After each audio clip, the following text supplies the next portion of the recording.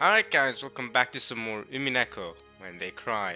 Now I'm recording this December 1st, might actually come out December 1st now that I think about it. And this soundtrack, just like I mentioned at the end of the last part, is absolutely beautiful. But anyway, what does it mean for it to be December 1st today? Well, obviously, it's the last month of the year 2022. Wow, 2022 has gone by, it's almost 2023. That's crazy. It also means that JoJo's Stone Ocean Part 3 has come out. It's come out today. I actually just went on Netflix and checked, and the third part, concluding the Stone Ocean part, is out. Now I'm gonna have to tell you guys right now, to be completely honest, these batch releases by Netflix have been absolutely horrendous.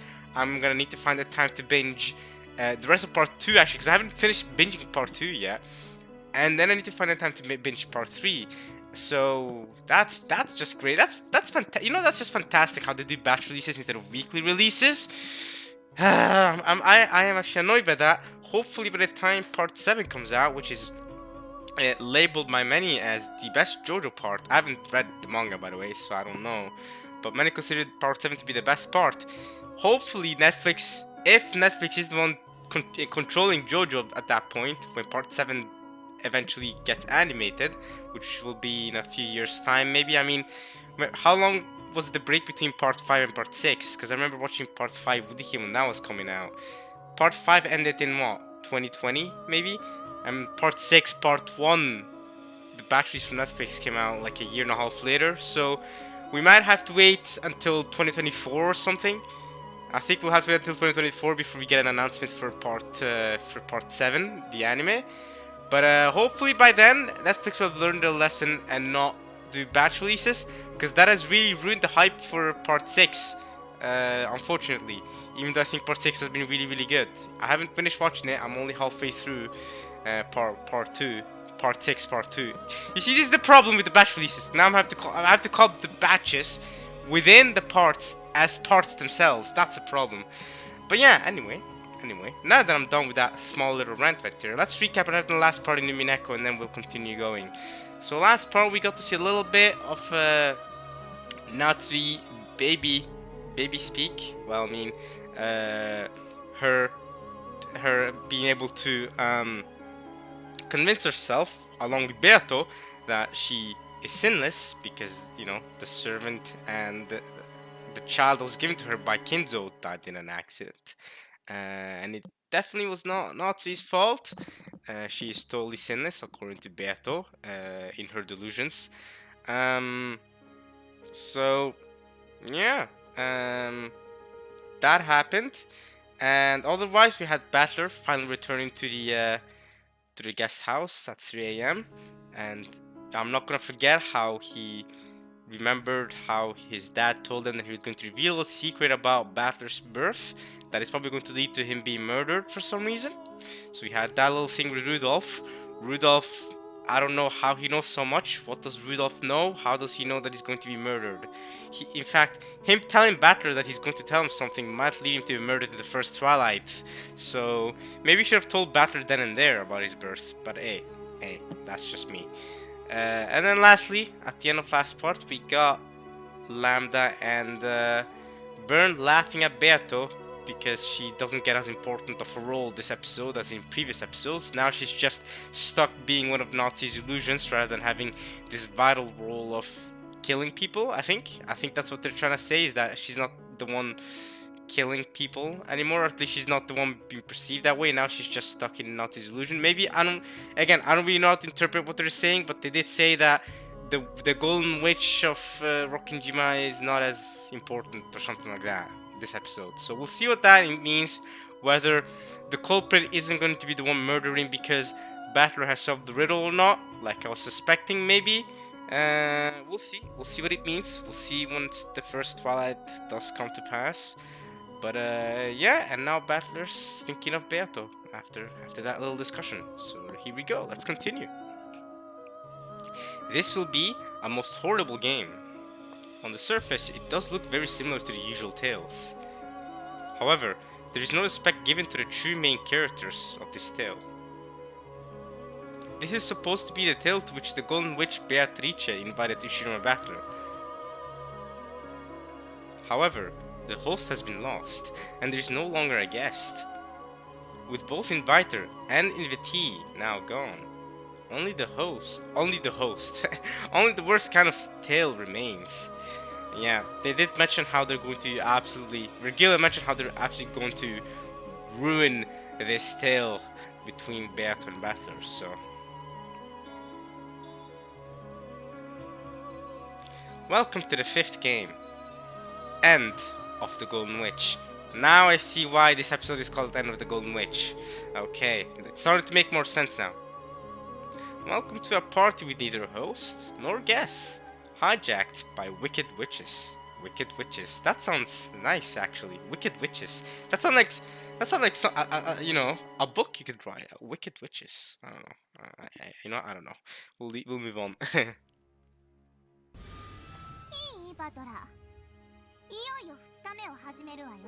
Here we go. The first Twilight. 私はベアトみたいにトロい展開は嫌いなんだから。好きにしやがれ。お前が何をかき回そうと、俺は必ずこのゲームの真相にたどり着いてやる。So yeah, that's another thing we learned last part, is that Frudo Erica can interact with the meta world, just like how Battler can. I mean, Battler was the one that was invited to begin with, but you know what I mean, right? Which I guess makes sense because she's the main piece of this episode. She's the detective, whatever that means.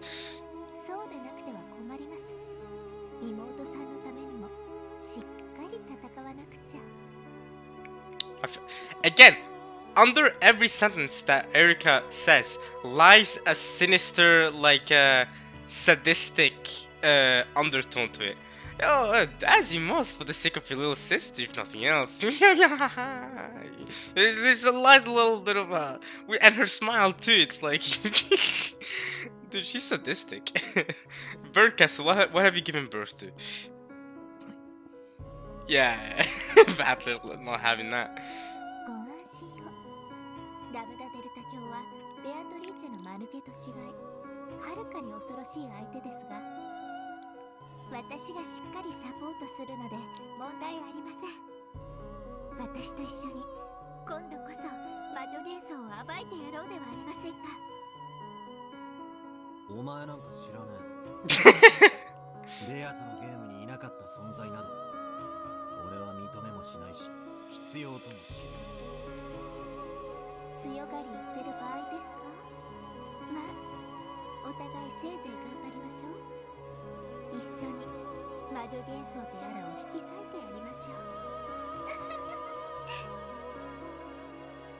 Erica brazenly put her hand out for me to shake. Slap! Instead of just passively ignoring this, I gave her an active and clear answer by knocking her hand aside. Bernie's laughing as well.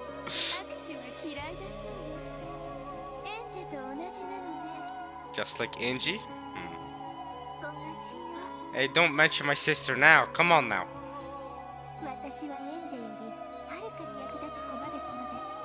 Hey, yeah. Don't do my sister like that. She's awesome.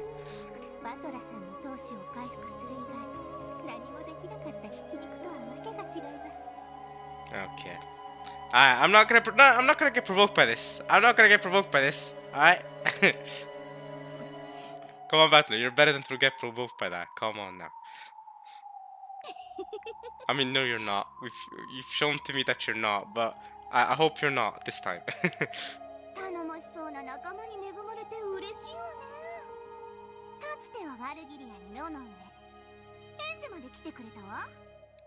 Virgilian Runobe. As if.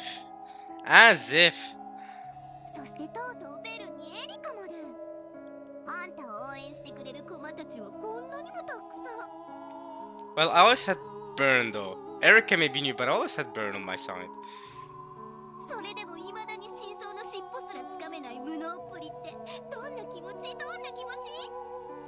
Hey, I may be incompetent in red, but I'm trying my best, okay?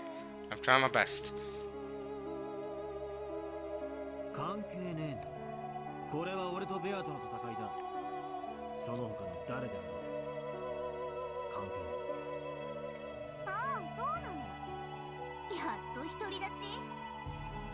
つも誰かに助けられ情けをかけられてばかりのあんたがどこまで一人でできるやら楽しませてもらうわ。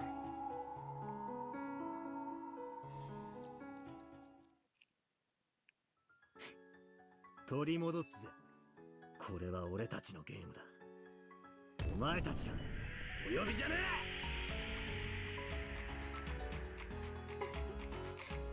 え。そうよね。これはあなたたちのゲームだわ。なら取り戻してごらんなさいよ。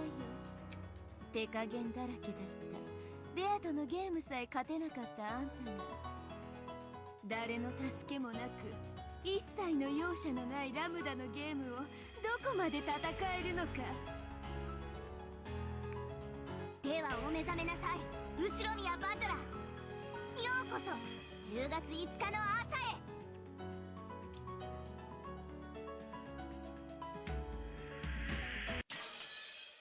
Really? A glass brick now?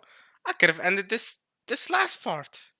I could have I could have ended this last chapter last part if I knew.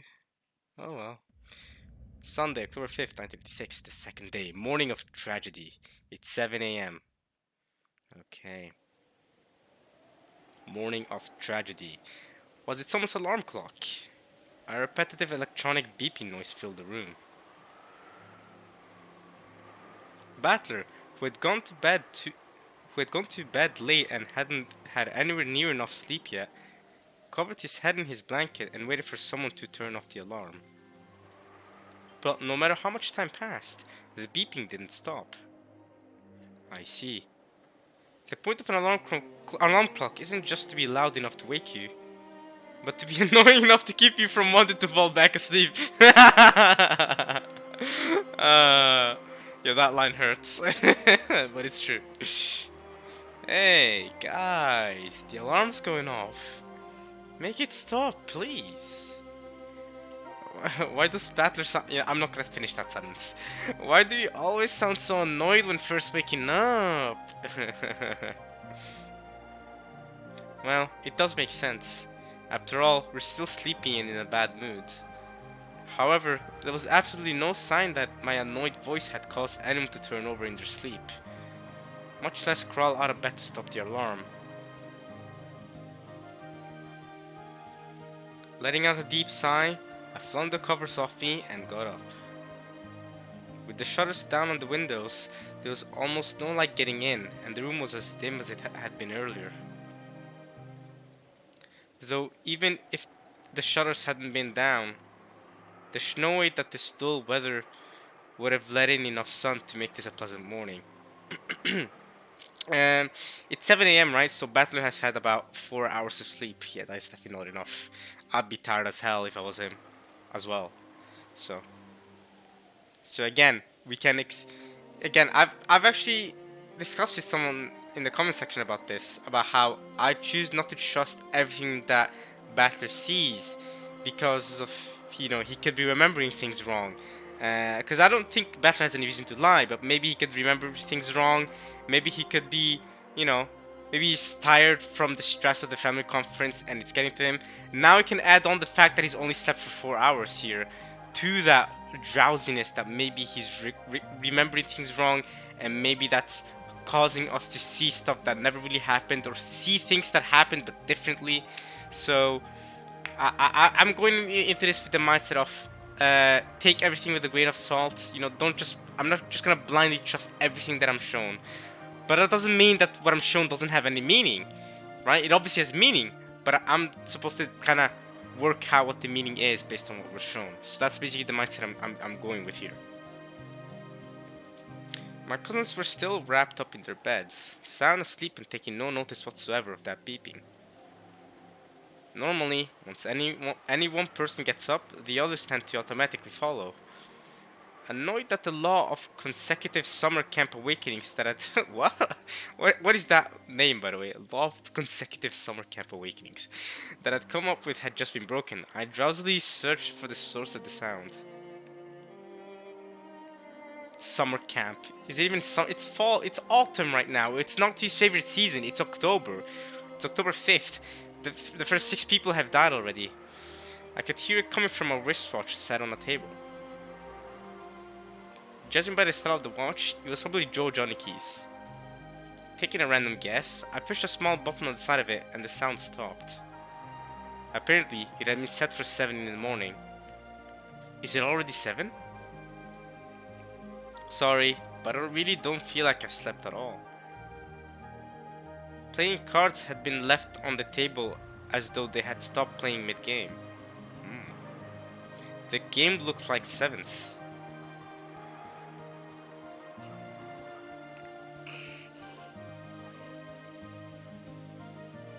Damn it, I've got a piercing headache. Oh, and a headache on top of the 4-hour sleep. So just like Nazi now.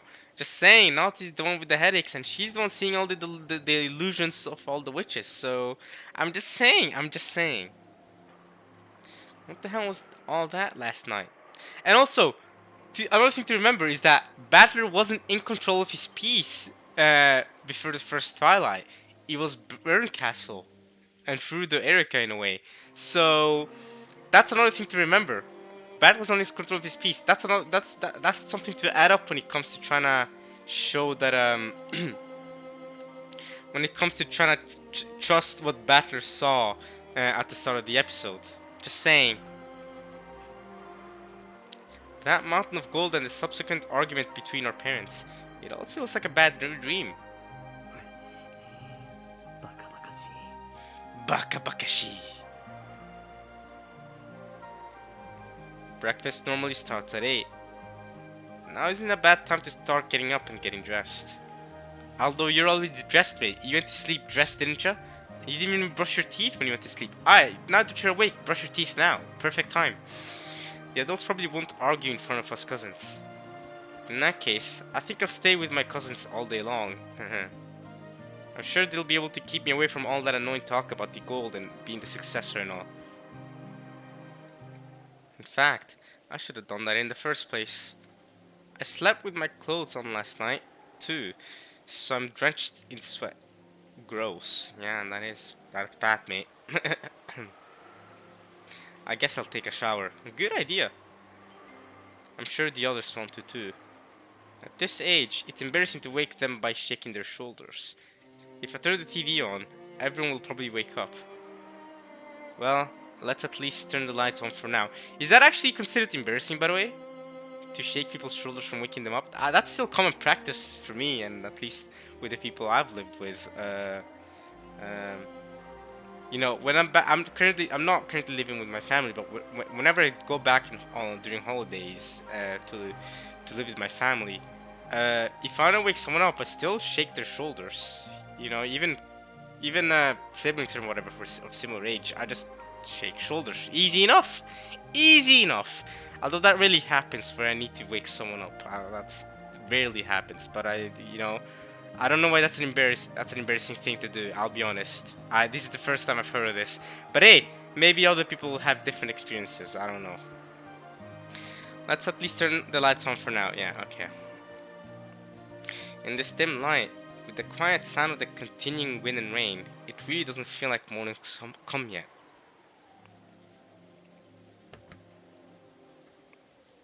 I flipped the light switch. Like a light, yeah. Like a light. Like a light, yeah. Like a light. And then, that dimly lit morning ended. What? Wait, what? Hey, what's happening now? Wait, what was that about? Why did we see one of those goat mouths that eat at people? Oh. Wow. New soundtrack, String Trio. Hashtag 600 something minor. George is dead, by the way. Early death for George. First Twilight death for George. Very early. Interesting. Abba is screaming out his name. Battler mentioned how... Because yeah, the alarm went off and nobody woke up to... Nobody woke up to stop the George's beeping alarm that was set for 7 a.m. And now George is dead. So George died at some point between 3 a.m. and 7 a.m. Someone came in and killed George. Assuming George is dead in the cousin's room. And if George is dead here, Eva. And Eva screaming out his name. Does that mean as Battler turned on the light switch, Eva was in the room? Or Eva came into the room? I don't know. Let's keep reading for now. Maybe we'll find out more. What's going on with Jessica and Maria? Are they both alive? At least Maria should be alive, right? I think Maria should be alive for now. Yeah, Hideyoshi and Eva are both here. Okay.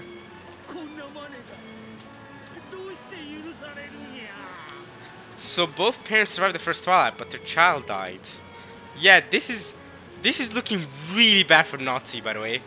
This is looking really bad for Nazi. It's honestly crazy how suspect this makes Nazi. As they clung to Aniki's corpse, knowing that he would never wake up again, Auntie Eva and Uncle Hideyoshi cried. ジョージ君がこんな姿をお二人に見せたいと思いますか思うわけがない Do you think George King would like the two of you to see him this way? Of course not. 姉貴 Rudolph is here too, okay. 気持ちはわかるが今は南條先生に任せるんだ Rudolph being here is awesome because it means he's alive, he survived the first Twilight. And it means that, yeah, he can tell Battler about the secret of his. Nice. He's probably going to get murdered for telling Battler the secret, but now I want to know the secret, because that's the whole point, so that's good. I'm glad you survived the first Twilight, Rudolph. I don't know why Battler, you know, what happened between Battler and his mother, and how he was born. Aniki, I know how you feel, but let's have Dr. Nanjo handle this. Ooh, Eva's face is really messed up.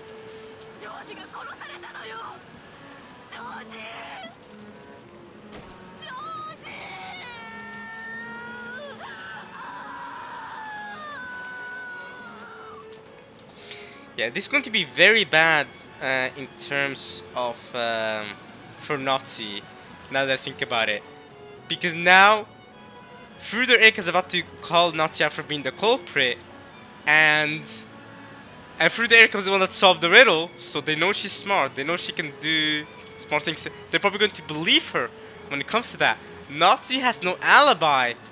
Whoever the culprit is, staged Nazi up beautifully here. Yeah. I'm starting to believe Nazi is not the culprit now. I'm starting to think the culprit staged Nazi. And I'm starting to think that, because, yeah, yeah, it's looking very bad for Nazi. I think, but Fruder Erika should be smart enough to see that. I feel like Erika should be smart enough to know that Nazi's been set up here. Yes, she has no alibi. Yes, she's extremely sus now that George is dead. Is Jessica dead? Who else is dead? I need to know the other deaths. Because yeah, I feel like Nazi's. I'm starting to think Nazi's not the culprit now. Actually, I did say she was the second most likely after Shannon, but I'm starting to think that's not the case anymore. This sounds like a setup to me, but we'll keep reading for now.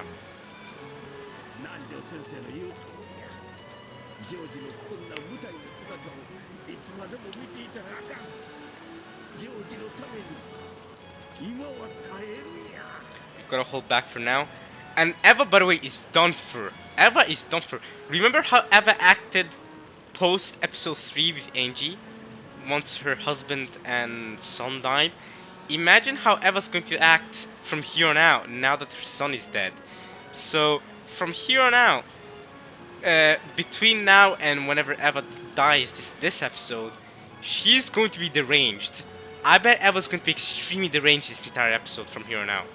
Like, she's going to be nuts. Because she wanted George to be the successor. Okay, well, I mean, Battler was now become the successor to the Uchiha family and all, fine. But she still wanted George to become this great man. George was she spent her entire life trying to make George the perfect guy, you know, the perfect kid. You know, that was her entire thing. And we saw how she was in episode 3 and 4, when that didn't come to pass because he died and stuff, and he was missing, and obviously the whole stuff with Hideyoshi. And you saw how deranged he was then. Just imagine how deranged he's going to be now. Yeah. Eva. And if Nauti's been set up as being the culprit, we know how much Eva dislikes Naughty. Oh, that's going to be chaos. If through the Erika goes Naughty's the culprit, what is Eva gonna do? Then? Think about it. Just think about it. I can't begin to imagine Eva's reaction to Nazi being the culprit. My guys, I think do her like Garp from One Piece. Just hold her back, cause Eva, I think now from here now has killing potential. She could go berserk. She could go Griffith mode and start. She might actually try to kill Nazi. That's how bad it is. And I don't think Eva's the murderer. I don't think Eva's the culprit, or at least not the main one. I think she has killed people in the past, but I don't think she's the main culprit. So I think she has killing intent now, genuine killing intent. Nazi is in danger. I'm gonna go ahead and assume Nazi did not die the first Twilight. I'm gonna go ahead and assume Nazi survived the first Twilight, and I'm also gonna go ahead and assume Cross died in the first Twilight. I don't actually remember the first Twilight murders for this episode, but I'm gonna assume Cross died in the first Twilight. If Cross has died now, Nazi, good luck. I hope for the best for you. Maybe some people may call it retribution because of what you did to the kid 19 years ago. I don't know. Listen, this might be what the culprit meant when they said that they were going to pay you back from 19 years ago. This might be what they meant. They were gonna pin it on you, and whatever comes next for you, Nazi, is alright, let's keep reading though. When Auntie Eva tried even harder to cling to that corpse, Dad and Uncle Hideyoshi dragged her away and had a heated debate with her beside the wall.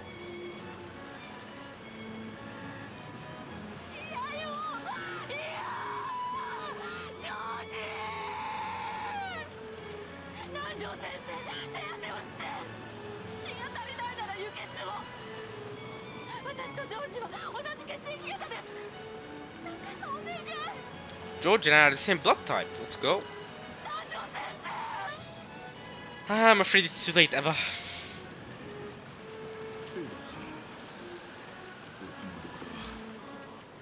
今のジョージ君に必要なのはあなたの血ではないのです。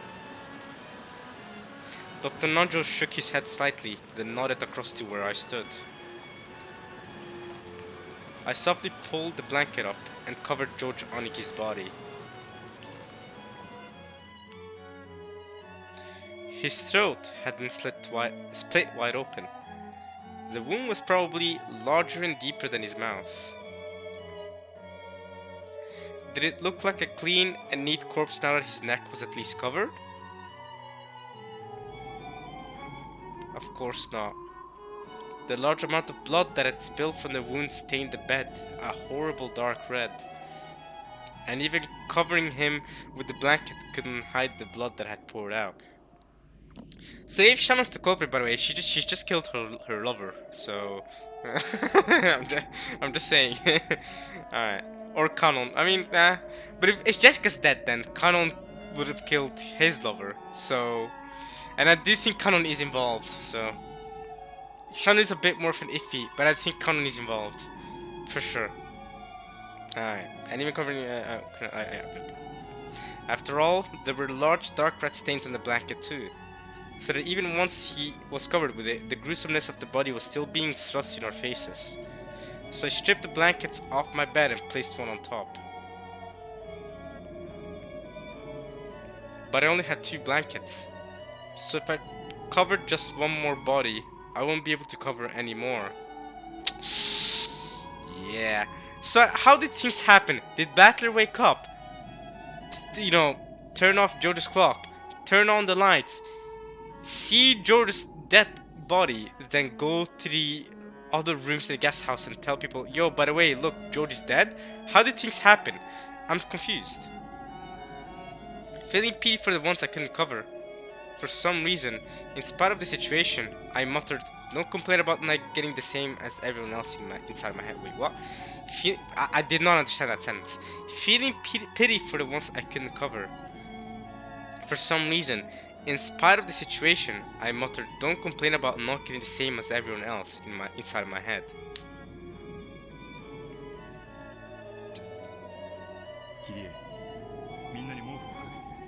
Kirie is alive as well. Okay. So wait, did all the cousins die? Is Maria and Jessica dead too?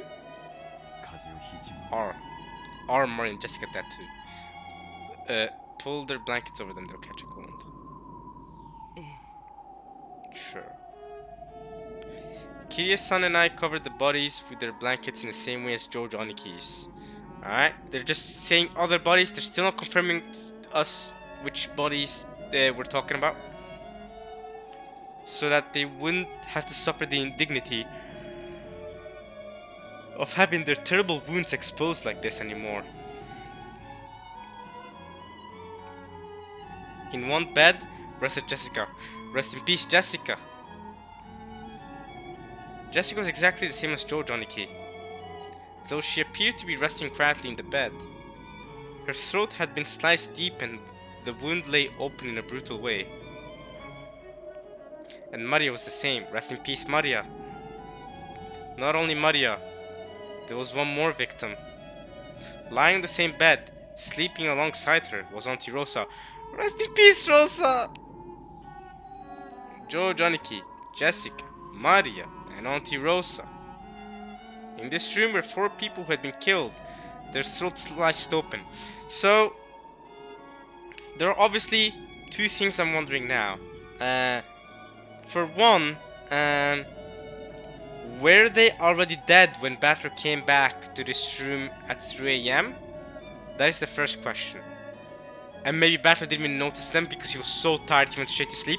That is a very real possibility. Like I said, let's not trust everything Battler sees, right? There's a chance they were already dead by the time Battler came back, and Battler just didn't notice and went straight to sleep, and then woke up and then found their bodies when he turned on the lights.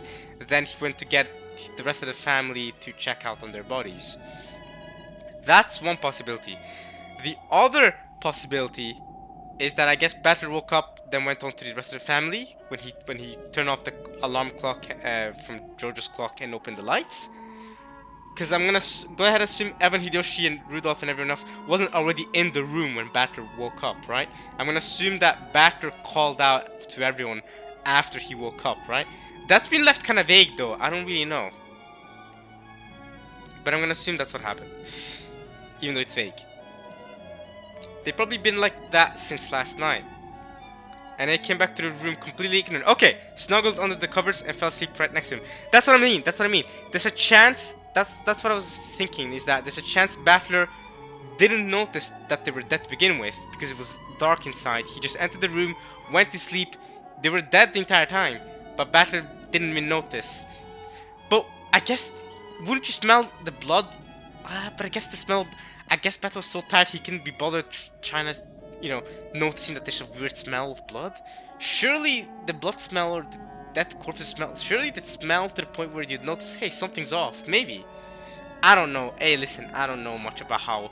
Maybe not, that's the thing. Maybe if they died recently enough, maybe they died like 20 minutes before Battler came to the room, so the blood smell hadn't gone strong enough. I don't know. Or maybe Battler was so tired he couldn't even notice. That's the thing. That's what I mean. We cannot. I'm gonna choose not to trust in everything Battler sees, and I'm gonna, or as in, I'm gonna choose to take Battler's experiences with a grain of salt. All of them had a horizontal cut across their throats. I had been forced to see all the way into the depths of those gashes in everyone's throat. Those cuts might even have reached as far as halfway into their necks.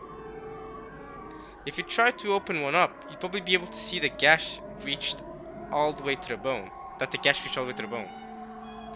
The only wounds were the single gash on each neck. So if you just covered their necks with your hand, you might be able to persuade yourself that they were merely sleeping.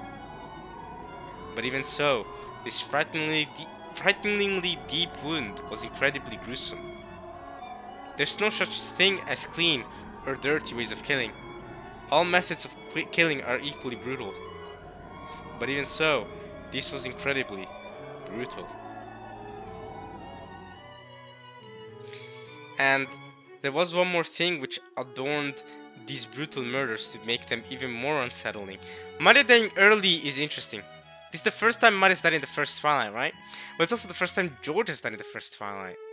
And Jessica. Yes, it's the first time any of the cousins have died in the first Twilight. And they all died in the first Twilight at the same time. Because episode 1, they didn't die first Twilight. Episode 2, Jessica died in the second Twilight. But otherwise, they all survived the first Twilight. Episode 3, they all survived the first Twilight because those were the servants.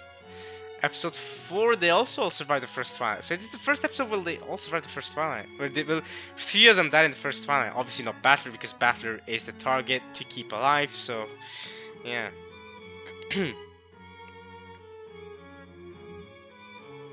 Drawn very large on the wall was something like an eerie magic circle.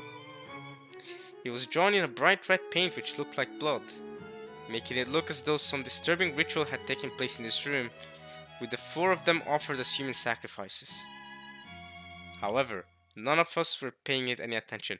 Rosa has died in the first Twilight before, in episode 4 and in episode 1, so this is not the first time she's died. This is the 3rd time she's died in the first Twilight. Alright. No one has a heart so cold that they could witness the deaths of those close to them and still worry about some graffiti on the wall. Genji? Erika. Erika?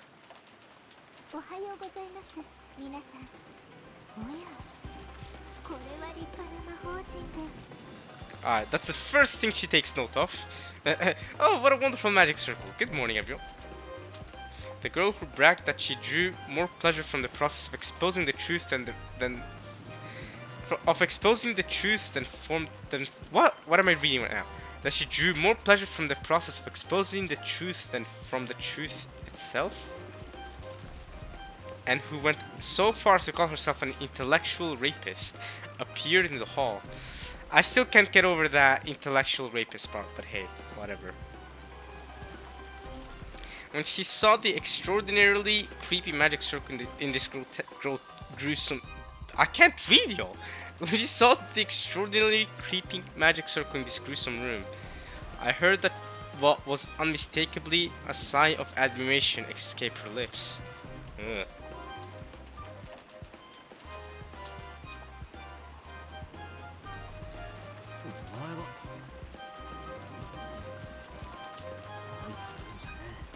You don't come in here.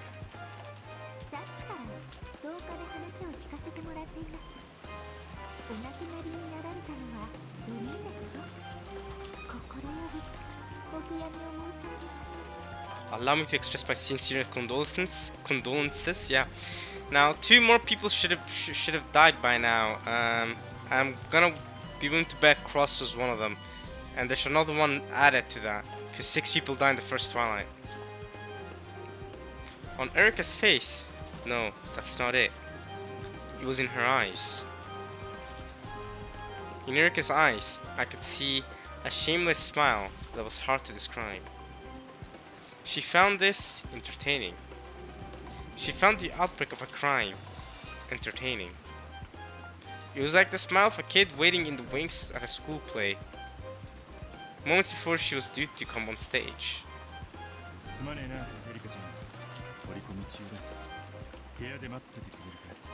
Could you wait in your room?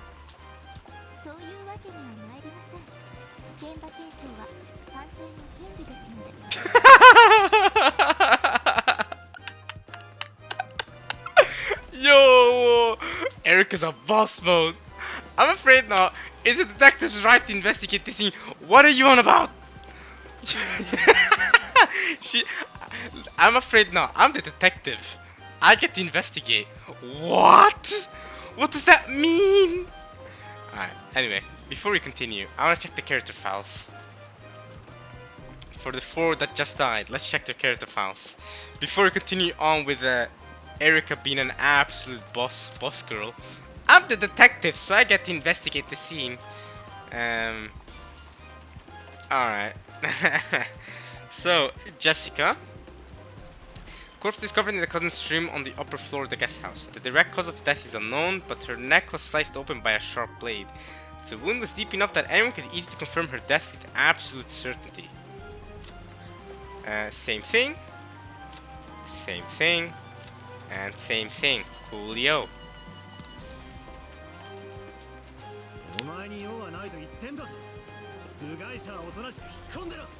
You said we don't want you here. You're not one of the families, so have the respect to back off. Nah, Erica, you're the detective, right? You have the right to investigate. What does that mean?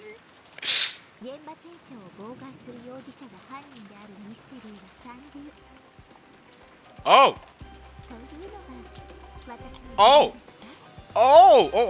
Okay. It is a disappointing third-rate mystery in which the suspect blocking access to the murder scene turns out to be the culprit? At least in my humble opinion. Hey. Are you suspecting one of Battler or Rudolph to be in the culprit? Yo! I mean, Battler was the one that entered the room last, and he woke up finding the bodies there, so... I mean, suspect on Battler, I guess. Although Virgilio did say in red that Battler's not the culprit, and I'm more than willing to believe that Battler's not the culprit as well. I highly doubt it's Battler. That wouldn't make any sense. I think Battler has been left alive until the end on purpose, not because he's the culprit, but because he's been left alive until the end by the culprit.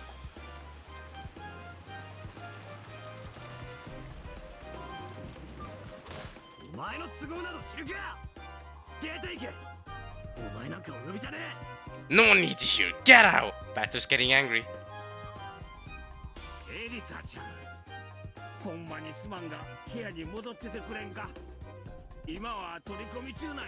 We're busy here, Erica-chan. Nah, Erica, you're the detective. Set your foot down. You're the detective. Please, I hope she does. That'll be so funny.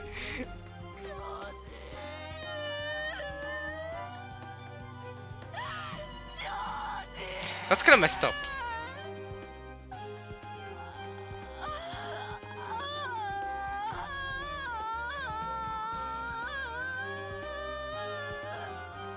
I'll be fair, that was kind of messed up for me. I said, because I was saying that would be funny if Erica did that. It would be, but also, you know, 4 people did just die. You know, we may be desensitized to it now that it's the 5th time this has happened. You know, 5th time the first fight has happened, not the 5th time we've seen murders, by the way. But still, you know what I mean. It's messed up. She's insisting. Move out of the way, please. I can't investigate the crime scene. I'm the detective.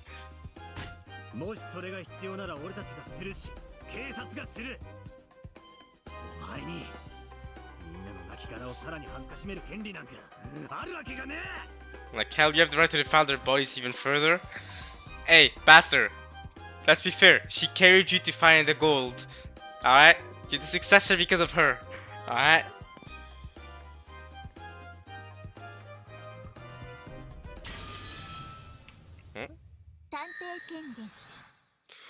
What? Wait, what? Wait, what? What?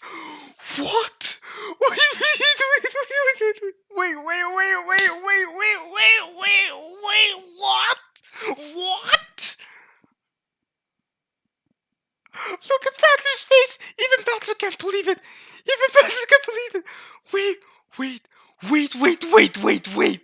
Wait! I'm sweating! I'm sweating buckets at this! Wait! Are you being for real?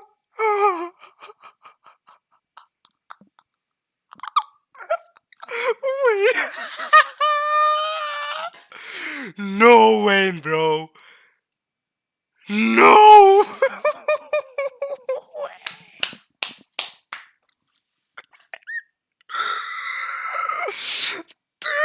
Dude! What? Are you serious? Are you serious? Are you serious? Dude! Wait.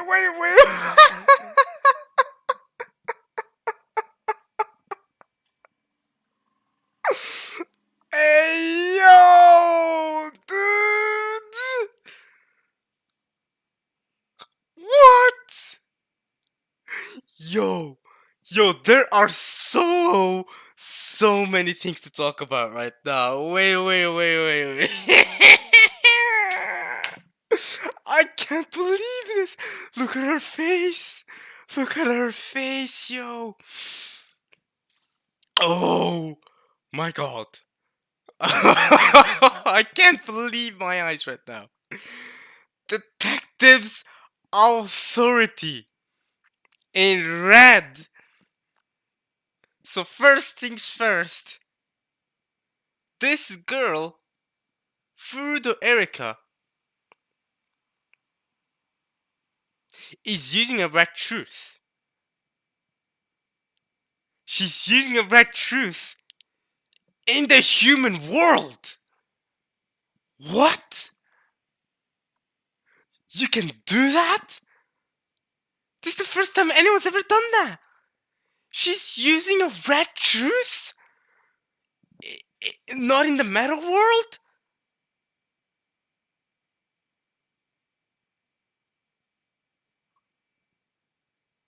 Yes, we've heard Hideyoshi use a red truth regarding his testimony in episode 3, but that was after he was pulled to the meta world from the human world.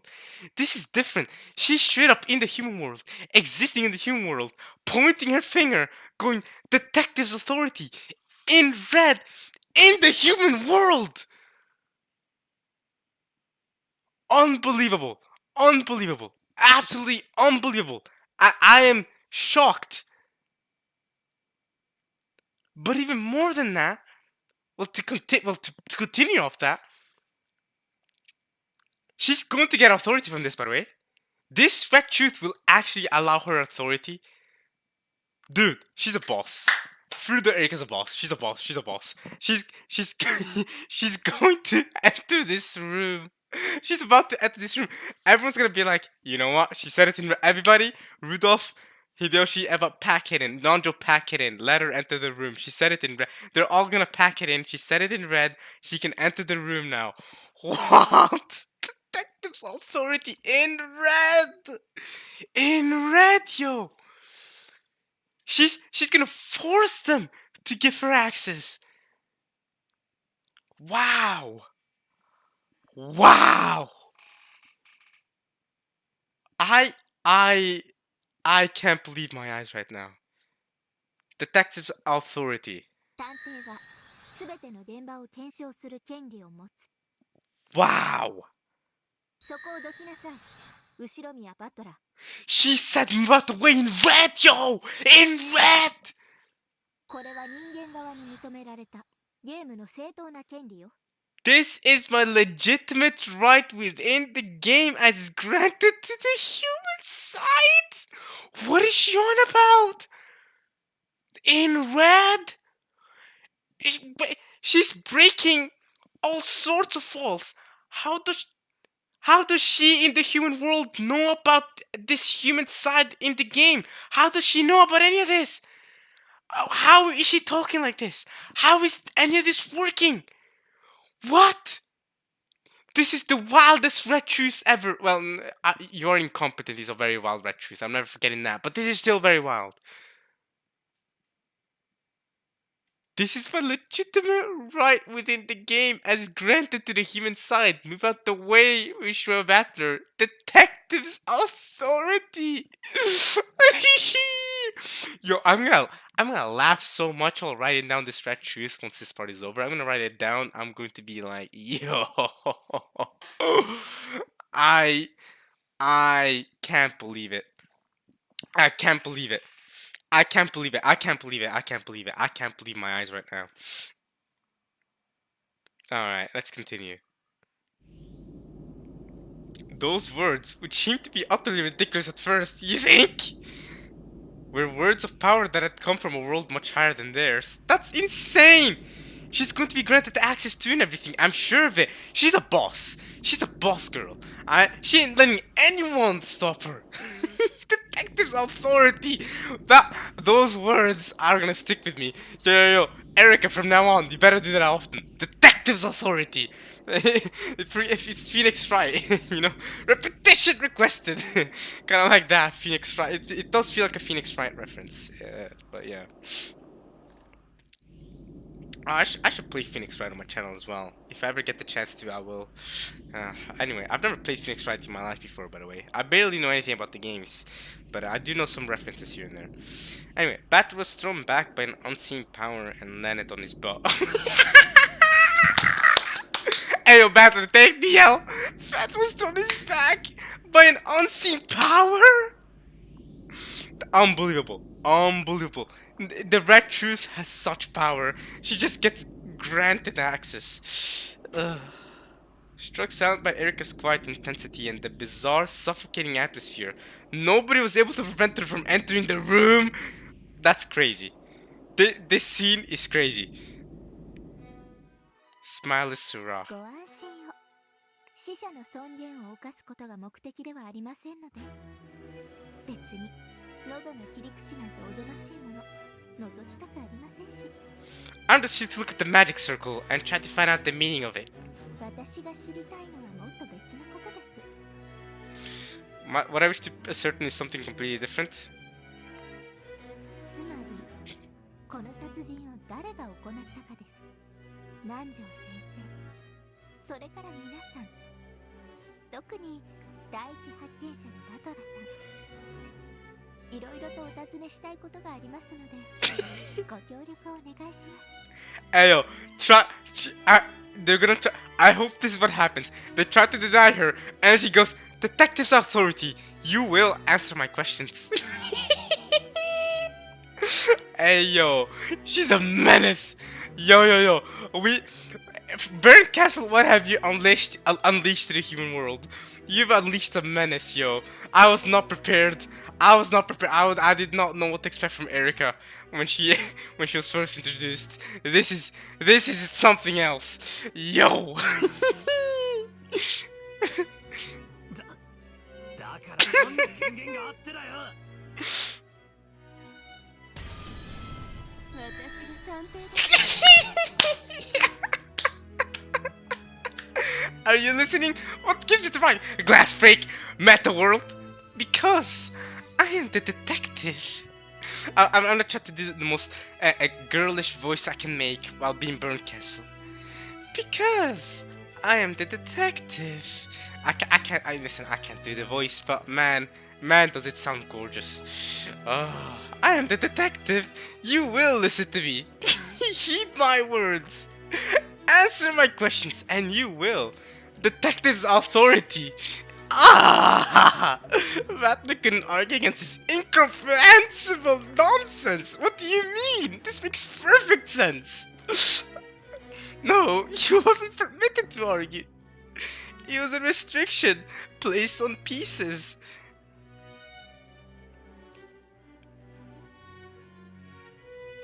Erica summoned Dr. Nandra and got him to tell her in detail about his preliminary findings. Normally, he wouldn't have spoken of that to an outsider so casually. However, for some reason, the atmosphere about the place had begun to make it feel as though nothing should be hidden from Erica. For some reason...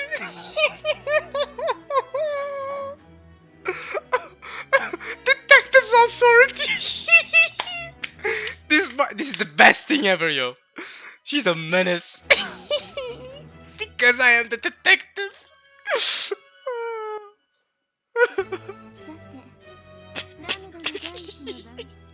I'm crying. I'm crying. This is too good. Oh, no, there's 6. There should be 6. There should be 2 more we haven't found yet. 2つ足りないわ。 That is 2 corpses short. There should be 2 more dead people, correct. まあ Uh, 6人殺す義務もないわけだけど、そういう遊びだしね。あの子空気読める子だから、あと2人もどこかで殺してるに違いないね。 okay, so you're saying that she's not forced to kill 6 people, but because that's how we've been playing, we might as well follow those rules. Okay, but you can bend them a bit. Okay.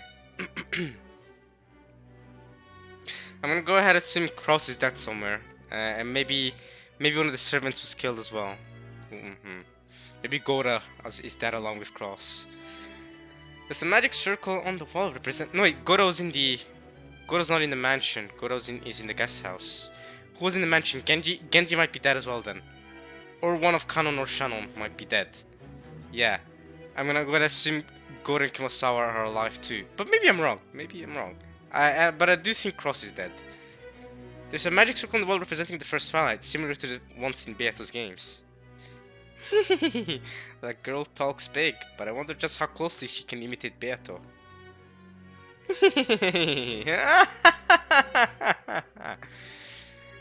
Your Hebrew sure is crappy, Lambda. You got this part slightly wrong. What? Really? Mammon? Wait, why is Mammon here? どういうこと？どうして魔法陣が？ I mean, why are you here, Mammon? And also, you're saying Lambda got the Hebrew wrong, so Lambda got it right. No, not Lambda. Beato got it right, but Lambda's getting it wrong. Is that very important? She wasn't able to follow it to the T perfectly? And why is Mammon here? Are all the 7 stakes here or just Mammon? The most important one with Angie at least. Angie's friend. きっとベアトリーチェ様の真似がしたかったのよ。 No, Asmo's here too, so it's clearly not just Mammon. Asmodeus is here. And Mammon, so I'm gonna... Maybe all the 7 stakes are here? All the 7 stakes have suddenly been invited? へったくそな魔法陣。 So wait a minute. Let's try explaining this from the human perspective. This means that the Beato that has been doing the killings in all the other episodes until now, doing the first Twilight murders and joining the magic circles, that culprit is not the same as this culprit, because if we try to explain it from the human side of things, if the magic circle is scrappy, that means someone else drew it, and it wasn't the same person that was joining it in the previous episodes. That has to be the explanation from the human side of what's going on there, right? 真似どころじゃないわよ。人間の誰かがベアトリーチェ様の仕業に見せかけるためにわざわざ書いたんだわ。 Okay. とにかくベアトリーチェ様に報告を。 Well, she's a doll right now. Will she even take in what you guys are gonna tell her, Satan?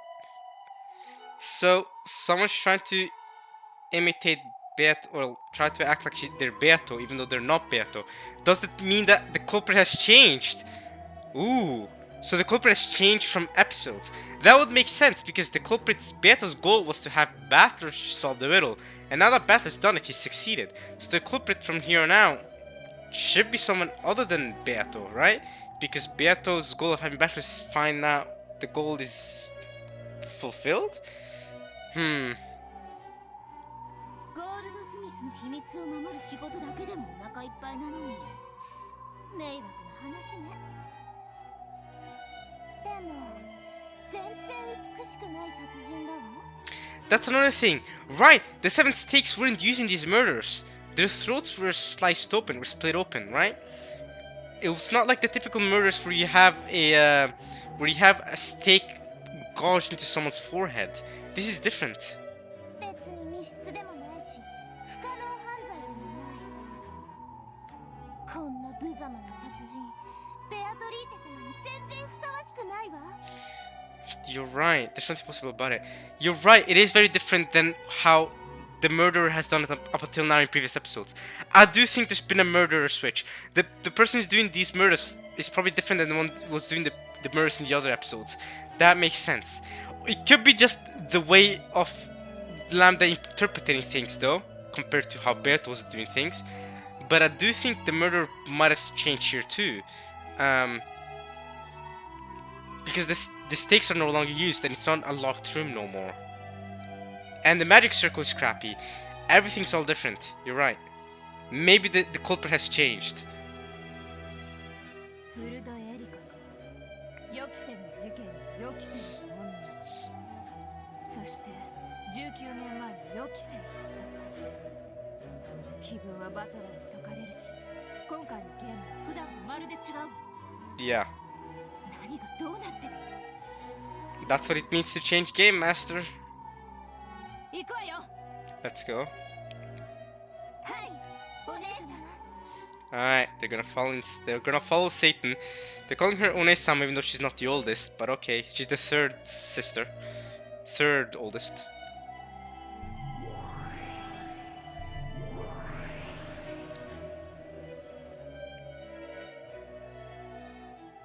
Where's Beelzebub? We need her to say that she's hungry. Alright, time to find out who died in the mansion side then. Or maybe we'll end the part there. In the kitchen, Gora's preparing a wonderful breakfast at a brisk pace. That would actually be a good place to end it, you know? I don't know how long I've actually been recording though. This might be a very short part if I end it here. What do you guys think? Is this gonna be a short part? Yeah, I'll keep going a bit longer. Fine. Fine, I'll give you guys that. Or maybe I shouldn't. Did I give you guys that luxury? I will read a little bit. A little bit, just because you guys won't be satisfied. Fine. In the kitchen, Gora's preparing a wonderful breakfast at a brisk pace. The main dish will be herb omelette. This confirms Gora isn't dead, by the way. I suspected Gora might have been dead, but nah. So, Cross might be dead, I think. I've said a million times by now Cross is dead. I don't know why I keep repeating that. Even simple foods could become an invigorating feast under Gora's skillful hands. He was planning to complete all the other preparations for the meal here beforehand, and then cook their individual omelettes fresh before their eyes in the dining hall, serving them up one by one.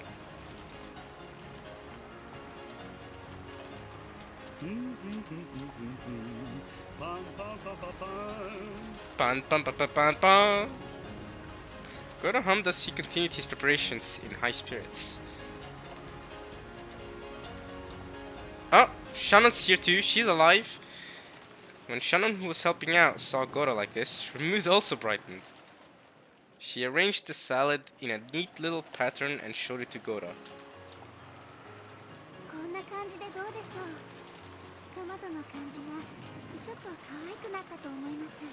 I think the tomatoes look a bit cuter this way.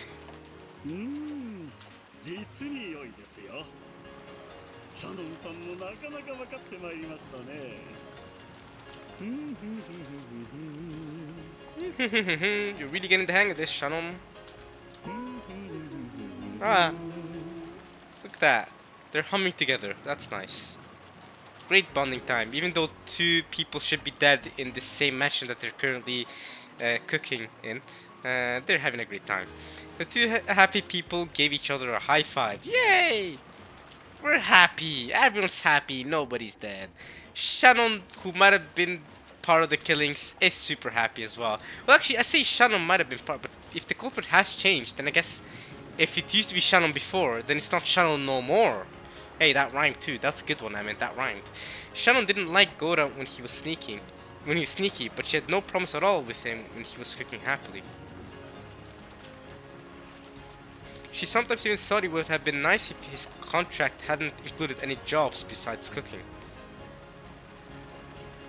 If that had been the case, he wouldn't have had to get in a bad mood doing unnecessary jobs.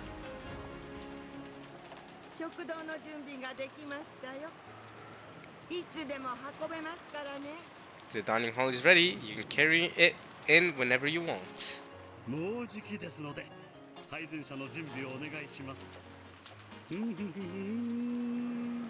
We're almost good to go, so please get the serving cart ready. Without thinking, even Kumasawa caught Gora's high spirits. Let's go, everyone's happy. Kumasawa's alive as well, by the way. Where is Kanon then? Kanon could be the one servant death, or Genji. The kitchen had a very nice smell and atmosphere about it. Truly refreshing for so early in the morning.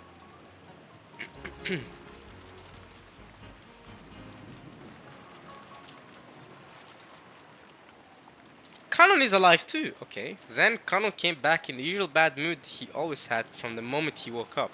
So Kanon's alive, so Genji might be the one servant death. The deaths could be Genji and Cross then. Kanon and Genji were in charge of getting many things ready for the morning, such as opening the curtains. However, Kanon had been alone today, so it had taken much longer than usual. Okay, so Genji is the one death. So I'm gonna assume Genji and Cross are the two last sacrifices of the first Twilight. 終わったよ。源氏様は I'm done. Where's Genji-sama? まだいらっしゃらないの。珍しいわね。寝坊されるなんて。 That's unusual for him, isn't it? I've never known him to sleep in. あの源氏さんでもお寝坊ね。 I guess even Genji-san sleeps in sometimes. I mean, he's definitely asleep for good. 親族会議の最中だというのに緊張感に欠けてますね。カノンさん、起こしてきてあげてくれませんか？ Kanon, could you wake him up for us? はい。 Yes. He's off. 寝ぼけまなこの源氏さんってどんな顔なのかしら。私もご一緒しますよ。 Kunosawa's gonna follow. Interesting. I wonder what Genji-san's face looks like when he's half asleep. Let me go with you. Okay, okay. Even though Gora had asked her to get the serving cart ready, Kumosawa followed nimbly after Kanon, skillfully skipping work. As Kanon muttered about how Gora was the one who slept in all the time, he headed for the servants' sleeping quarters. カノンさんは今朝起こさなかったんですか？ So you didn't wake him up this morning, Kanon-san? Well, typically you wouldn't need someone to wake up someone like Genji, right? Genji's very good at his job. 僕は昨夜、使用人室でそのまま寝ちゃったんで、控室に戻ってないんです。 Last night I fell asleep still in the servant room, so I didn't return to the servants' quarters. Last night, Kanon had dozed off while in the middle of his late night shift. Falling asleep in the servant room. Yeah, totally not suspect whatsoever, Kanon. You're totally not sus whatsoever. See, I'm telling y'all, Kanon is involved. Kanon is involved. I know. Dude, this guy. Alright, anyway, let's continue reading. Shannon had been kind enough to put a blanket on him, but that had just made it so warm that he fell into an even deeper sleep. So he hadn't returned to his bed in the servants' quarters last night. Because of that, he hadn't met Genji even once this morning. He knocked on the door. 源氏様、カノンです。おはようございます。 Genji, it's Kanon. Good morning. あらあら、まだお休みかしら。 I wonder if he's still sleeping. 失礼します。 Excuse me. When Kanon was about to open the door, he noticed something strange on the upper part of it. What is that? Duct tape? Yeah, I see the tape. It says...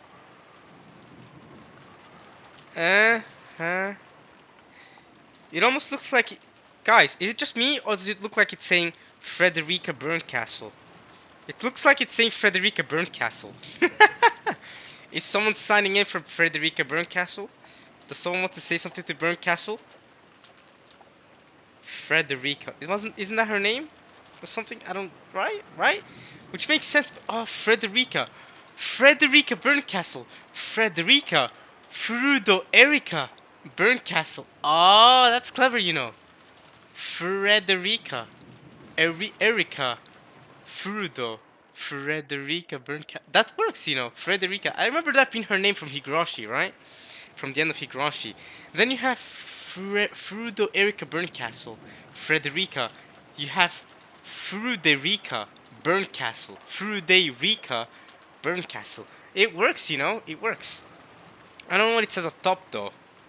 Frassler? Rassler. I don't know what it says. Maybe they can read it out for me. Duct tape. A small strip of duct tape was stuck along the frame of the door, almost as though it was sealing the door shut. Furthermore, there were small slits made with scissors along the center of the duct tape. um, so that if you open the door even a slight amount, it will be torn in two. Also, written sloppily across the duct tape with a fine pen was what appeared to be someone's signature. Oh! Is this Burncastle's signature? Uh, but she's the detective. She can't be doing the killings. Detective's authority. Oh, I love that so much. Alright. Written sloppily across the... Okay. It was written in a very elaborate and decorated manner. And if it was a signature, Connor had no idea whose name was written. Read it then. Can't you read? I wonder if it's some sort of prank.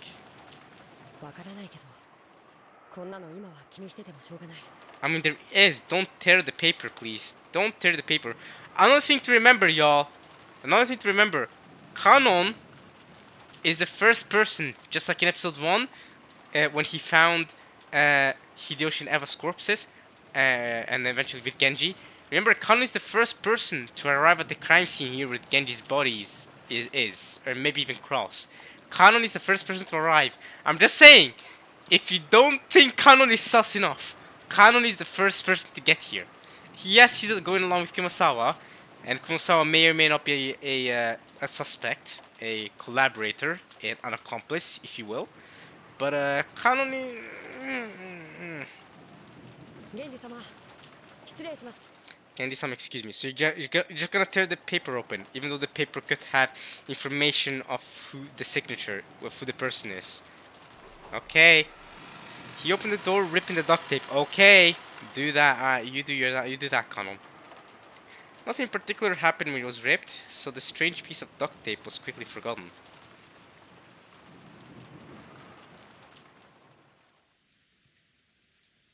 The room was dimly lit. The bunk bed's lower bunk still had a lump under the blanket.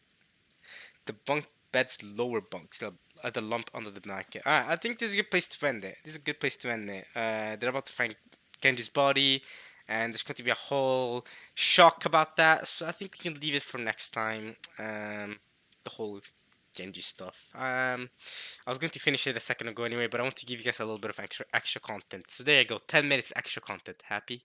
10 minutes extra. Alright, I hope you guys enjoyed this part of Umineko when they cry, everybody. I'll see you guys next time for some more. This part was awesome. This part was awesome, if only just for the detective stuff with Fruder, Erika, and Burncastle. This part was absolutely glorious. So I definitely hope you guys enjoyed watching that at least as much as I enjoyed reading that, because this was a banger. So yeah, I'll see you guys next time for the continuation of the first Twilight, and hopefully the findings of both Genji and Cross's body. If it is Cross that died, I'm assuming it's Cross. Besides, Order for Elimination should get Cross anyway. Well, no, it could be Natsu too, but I think Natsu's alive. Besides, Erika does suspect Natsu of being the culprit, as we saw in the beginning of the episode. So Natsu's clearly alive, which I'm willing to believe. And she has no alibi, so yeah, we're fair. I think Cross is the one that died. Order for Elimination. But I always thought Cross was dead anyway, so... Okay, I'll leave you to next time. I've already said a million times this part about how Cross is dead, so I'm sorry if I annoyed you guys by saying that Cross is dead so many times. But yeah, I'll see you guys next time for some more. Alright, y'all. Peace.